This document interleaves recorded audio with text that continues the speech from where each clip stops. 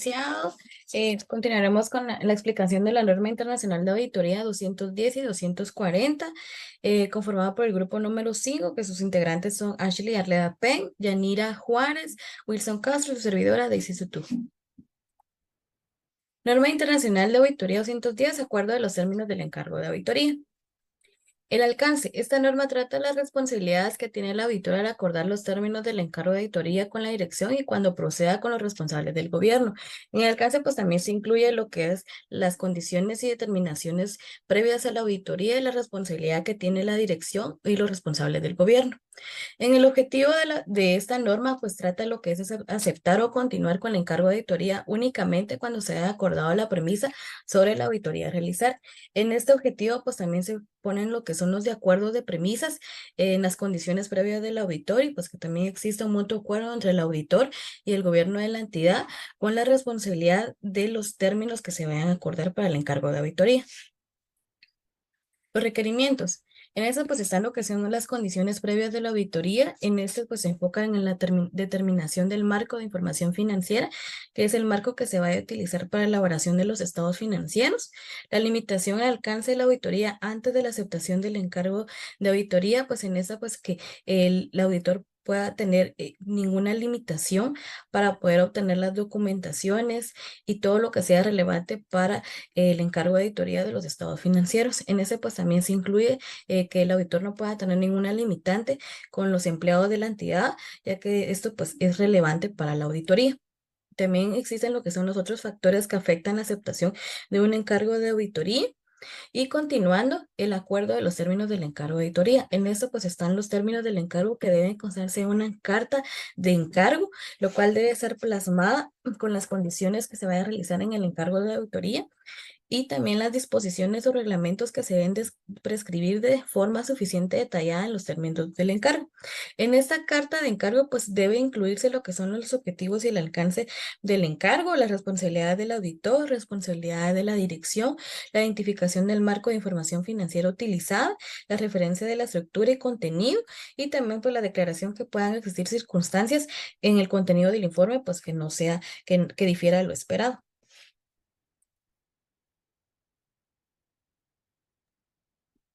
Cuando el auditor realice auditorías recurrentes, debe de realizar una evaluación sobre los términos del encargo de auditoría realizados inicialmente y debe de recordárselos a los encargados de la dirección de la entidad para que ellos estén conscientes de lo que se está realizando y si es necesario realizar una modificación a dichos términos del encargo, pues el auditor lo debe de valorar.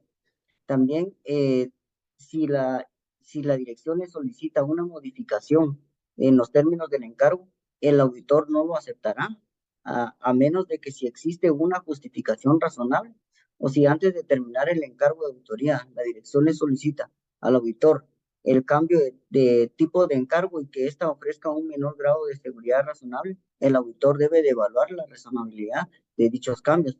Si se llegaran a cambiar los términos del encargo de auditoría, el auditor lo hará constar mediante una carta, pero, o de otra forma, pero siempre que sea de forma escrita, para salvaguardar las responsabilidades del auditor.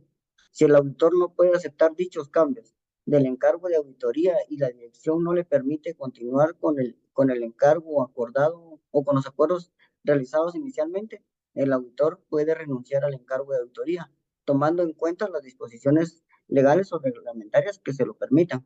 También determinará en la obligación contractual que le permite informar sobre las circunstancias ocurridas a otras partes, tales como a los mismos responsables del gobierno de la entidad. Otras condiciones adicionales que debe de considerar es realizará una evaluación sobre si hay un conflicto entre las normas de información financiera y los requerimientos adicionales. Si hubiese, el auditor debe de discutirlo con la dirección sobre la naturaleza de dichos requerimientos y debe de acordar los requerimientos adicionales que pueden cumplirse mediante las revaluaciones de información adicionales en los estados financieros. Hará una descripción del marco de información financiera que estén aplicando en los estados financieros y que pueden modificarse en consecuencia. Si no fuese posible de lo anterior, puede decidir si es necesario emitir una opinión modificada con respecto al encargo de acuerdo con la NIA 705. Si el auditor llegara a determinar que el marco de información financiera hubiese prescrito por las disposiciones legales de dicho encargo, será inaceptable. El auditor puede aceptar el encargo solo y si la dirección acepta revelar información en los estados financieros que esto induzca en error, que en los términos del encargo se disponga, que en el informe de auditoría se incluya un párrafo de énfasis para llamar la atención de los usuarios sobre dichas revelaciones, a menos que las disposiciones legales o reglamentarias requieran que la opinión en los estados financieros se emplee la frase que expresan la imagen fiel razonable. Si las disposiciones legales o reglamentarias obligan al auditor a llevar a cabo el encargo de auditoría, evaluará en el informe de los estados financieros si inducen a error. Incluirá una referencia adecuada a dicha cuestión en los términos del encargo. Si el informe de auditoría fuese prescrito por las disposiciones legales o reglamentarias, el auditor debe de evaluar si los usuarios interpretan erróneamente el grado de seguridad obtenido en la auditoría de los estados financieros y si con la aplicación de una explicación adicional en el informe de auditoría podría mitigar dicha interpretación errónea.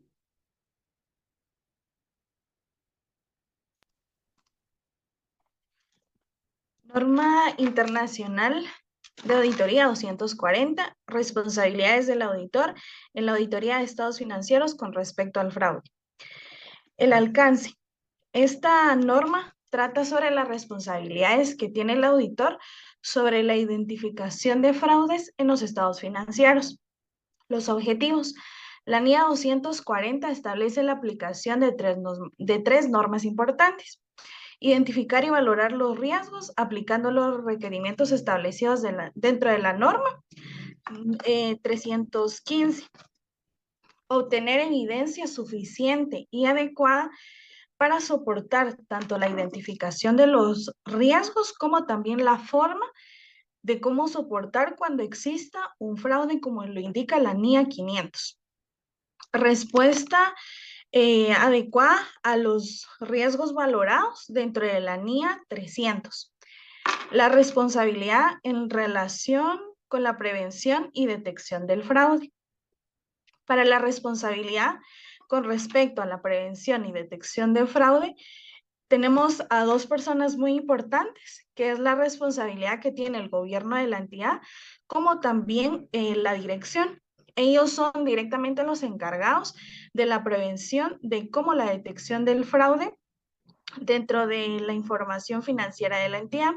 Ellos son los responsables de establecer un control interno que pueda ser eficaz para cada uno de sus colaboradores y todas las personas que puedan tener cierta manipulación en cuestión de la información financiera, así como también la documentación.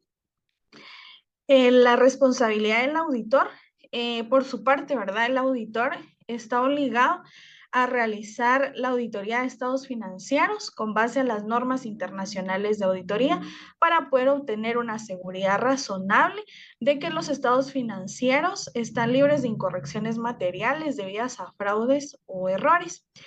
Esto no exime de que exista el riesgo de fraude o que pueda ser detectado por el auditor.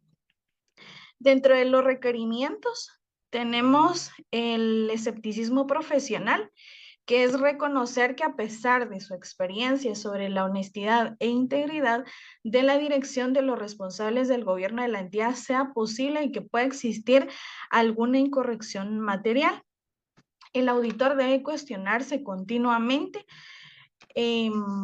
sobre la información de la que ha obtenido evidencia para que ésta pueda indicarle si existe alguna incorrección material.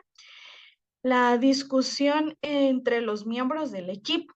Los miembros del encargo junto con el socio del encargo van a discutir especialmente sobre el modo en que los estados financieros pueden estar expuestos a incorrecciones materiales debidas a fraudes o errores y también la forma en que puede darse el fraude. Otro de los requerimientos son los procedimientos de valoración de riesgos y actividades relacionadas. Dentro de ellos tenemos la indagación ante la dirección y otras personas de la entidad.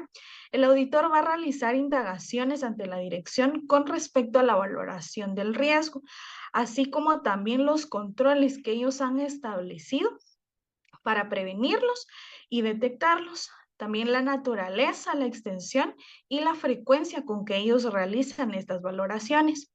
Los responsables del gobierno de la entidad. El auditor obtendrá conocimiento sobre la forma en que los responsables del gobierno de la entidad ejercen la supervisión acerca de los procesos que utilizan para poder identificar y dar respuesta a los riesgos, la identificación de relaciones inusuales o inesperadas. El auditor va a evaluar si se dieron algunas relaciones inusuales al momento de que él estuviera aplicando todos los procedimientos analíticos y que pueda indicar que existen riesgos. La evaluación de factores de riesgo del fraude, el auditor va a evaluar si la información que ha obtenido y los procedimientos también que él ha aplicado indican la presencia del riesgo de algún fraude. Los requerimientos, antes de iniciar con lo que es la imposibilidad de que un auditor puede continuar con el cargo, debemos también de conocer de que para que los auditores encuentren la valoración o la incorrección, identifican el error material de fraude. Es muy importante que cada auditor identifique, analice o también los pueda encontrar para revisar si se encuentra fraude en una empresa. Se realizan las transacciones, más que todo en los saldos contables que cada empresa realiza, en las informaciones a revelar. También se puede identificar en cada ingreso que tiene una empresa, en cada transacción, si esas transacciones son convenientes o pertenecen directamente a la empresa de identidad, o ahí mismo también se puede dar cuenta si existe algún tipo de fraude al momento de identificar cada transacción que la empresa realiza. Lo puede hacer por alguna compra, por ejemplo, para poder adquirir este producto, o también al momento de hacer transferencias a sus trabajadores, ya que muchas veces existen plazas que no están disponibles en las empresas. Ahora, para continuar, está también lo que es la imposibilidad del auditor para continuar con el cargo. Se considera que una incorrección debida a fraude o indicios de fraude que el auditor encuentra o que lleva a duda la capacidad para seguir realizando la auditoría, el auditor determinará sus responsabilidades profesionales, legales y aplicables en función a las circunstancias. Si el auditor no se siente capaz de poder seguir con el trabajo, poder seguir analizando cada uno de estos temas, ellos pueden renuncian a sus cargos. Al momento de renunciar, más que todo los responsables del gobierno y de la entidad, debe de tener como mínimo una carta donde el auditor renuncia a sus cargos, donde explica el retiro a los que se llevan, así también las manifestaciones escritas. Y esas manifestaciones escritas el auditor obtendrá de la dirección cuando proceda a los responsables del gobierno de la entidad. Hasta ahí, más que todo, manifiestan las responsabilidades diseñadas que un auditor debe implementar, el mantenimiento del control interno, evitar el fraude dentro de la empresa. Para las comunicaciones a la dirección y a la responsabilidad del gobierno, si lo permite, más que todo, al momento que el auditor fue contratado, el auditor se puede manifestar y a cada fraude que encuentre lo identifica y lo manifiesta, lo comunica más que todo al responsable de la entidad, es decir, del gobierno de la empresa. Tenemos a continuación lo que es también la comunicación de fraude, autoridades externas. En una empresa existen diferentes tipos de fraude. si el auditor se da cuenta que el fraude ya son muy fuera de común dentro de una empresa, sí tiene el derecho y sí puede hacer estas comunicaciones a terceras personas que sean fuera del gobierno o responsables de la entidad. En la documentación, el auditor, al momento de entregar su auditoría, al momento de finalizar, debe de entregar más que todo el motivo por escrito de cada procedimiento que realizó a cada fraude que encontraron.